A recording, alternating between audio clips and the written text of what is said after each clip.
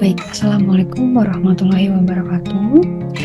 Saya Maria Magdalena dengan NIM 1105210075. Di sini saya akan menjelaskan kembali untuk materi dari tugas pertama dengan judul Teori Peluang untuk Memodelkan Proses Stokastik yang terjadi dalam aliran sinyal listrik di otak selama prosedur neurostimulasi.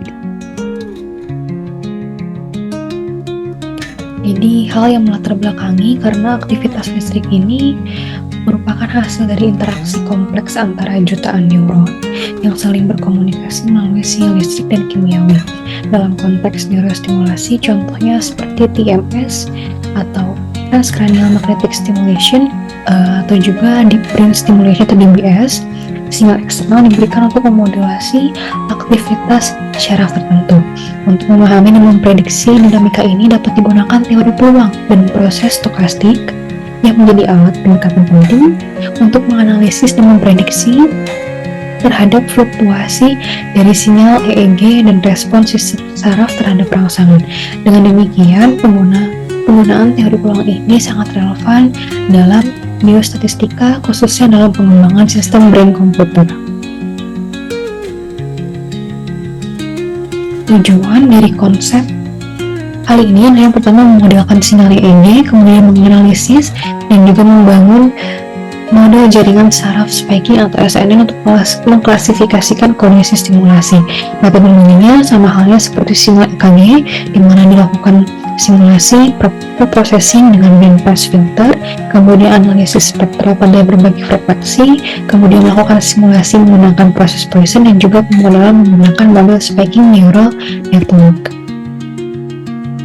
Dataset yang digunakan pada tugas kali ini yaitu mengambil dari OpenBCI di komputer interface dengan jumlah sesi perekaman sebanyak 133 dan juga jumlah data sebesar 10.983.584 baris dengan jumlah channel yang dipakai ada 8, yaitu CP3, C3, F5, PO3, PO4, F6, C4 dan juga CP4 mengambil dari GitHub dengan frekuensi sampling keseluruhan yaitu 256 Hz.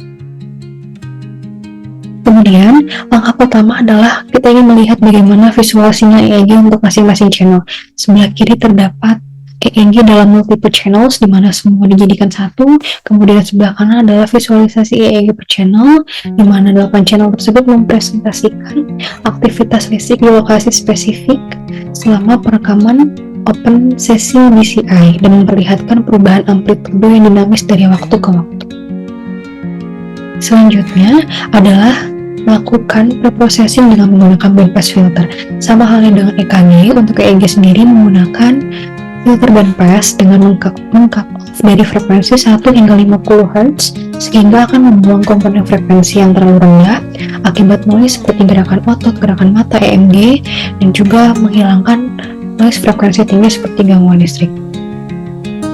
Selanjutnya adalah melakukan perhitungan pada spektral EEG. Di sini terlihat pada heatmap di mana pada sumbu Y dia mencerminkan berbagai jenis channelnya, kemudian untuk sumbu X menunjukkan frekuensinya. Nah, terlihat pada heatmap pada channel frontal F5 berwarna kuning dan juga F6 menunjukkan besarnya energi yaitu sebesar 0,2104 dan juga 0,2115.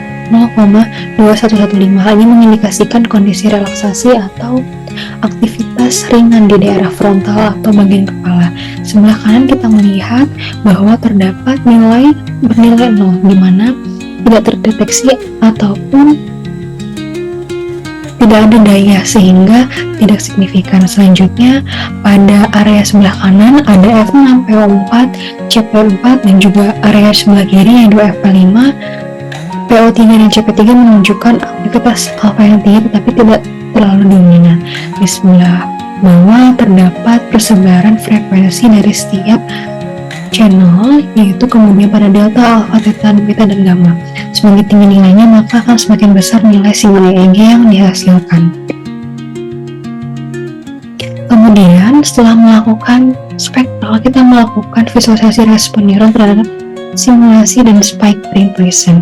Nah, jadi pada tahapan ini kita melihat pada respon awal neuronnya mulai merespon terlihat lonjakan positif, kemudian terlihat ada fluktuasi naik turun yang berarti menunjukkan adanya respon terhadap spektrum acak yang mencerminkan dinamika sinyal stokastik namun teratur. Selanjutnya ada respon maksimum, terlihat bahwa nilai tertingginya mencapai kurang lebih positif 0,6 yang mengindikasikan puncak neuron. Kemudian untuk respon minimumnya menunjukkan penurunan aktivitas neuron sekitar minus 0,3 dan rata-rata dari spike-nya yaitu 113 Hz yang menunjukkan adanya 113 spike per detik. Selanjutnya kita melakukan visualisasi spectrum Poisson setelah melihat dari neuron tadi.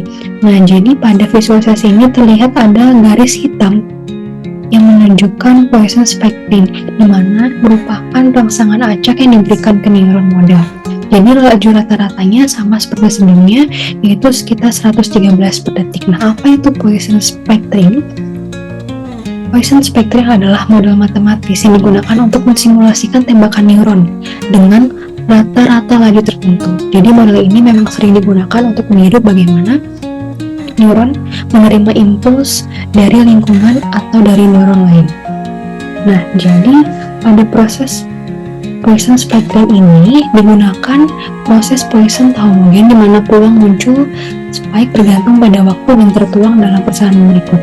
Ini dalam persamaan ini kita dapat memahami bahwa peluang bahwa jumlah spike yang terjadi dalam selang waktu delta T dari waktu T ke T ditambah delta T adalah sebanyak K akan diberikan oleh distribusi Poisson dengan rata-rata delta T dan juga perubahan T. Kemudian berikut adalah visualisasi aktivitas neuron dalam SNN dan juga confusion matrix. Jadi setelah kita melihat dan melakukan pemodelan dengan SNN, terlihat bahwa terdapat dua kondisi, yaitu kondisi non stimulus dan juga stimulus dengan nilai probabilitas yang hampir sama, yaitu sekitar 0,5 atau 50%. Hal ini mengindikasikan bahwa model SNN memberikan kemungkinan respon yang seimbang antara kondisi yang menggunakan stimulus dan juga yang tidak menggunakan stimulus. Kemudian setelah kita melakukan pemodelan, kita melakukan confusion matrix untuk melihat hasil simulasinya, di mana terlihat bahwa model mengklasifikasikan 23 kasus untuk no stimulus dengan 24 kasus stim yang benar, dan hanya dengan 2 kesalahan no stimulus dan juga 1 kesalahan untuk stimulus. Mengindikasi dari confusion tersebut kita bisa tahu bahwa hasil dari model SNN memiliki akurasi yang tinggi dalam menganalisis pola aktivitas neuron dari berbagai region otak. Nah, kesimpulan yang bisa dapat diambil dari konsep kali ini yaitu kita melakukan pendekatan stokastik untuk menganalisis sinyal EEG, dimulai dari bandpass filter. Kemudian kita melihat bagaimana dominasi kita alfa pada frekuensi. Kemudian kita melakukan Poisson spectrum untuk mencerminkan model matematis tentang bagaimana neuron menerima impuls. Selanjutnya dilakukan pemodelan dengan menggunakan SNN dengan membedakan kondisi stimulus dan juga non-stimulus dengan ditampilkan adanya visualisasi confusion matrix dan menunjukkan akurasi yang tinggi, sehingga integrasi teori peluang dan pemodelan stokastik terbukti menjadi alat yang esensial, terutama dalam biostatistika modern, khususnya untuk diagnosis neurologis dan juga untuk menganalisis sistem saraf yang bersifat non-deterministik. Sekian untuk presentasi kali ini. Mohon maaf bila ada kekurangan. Terima kasih. Wassalamualaikum warahmatullahi wabarakatuh.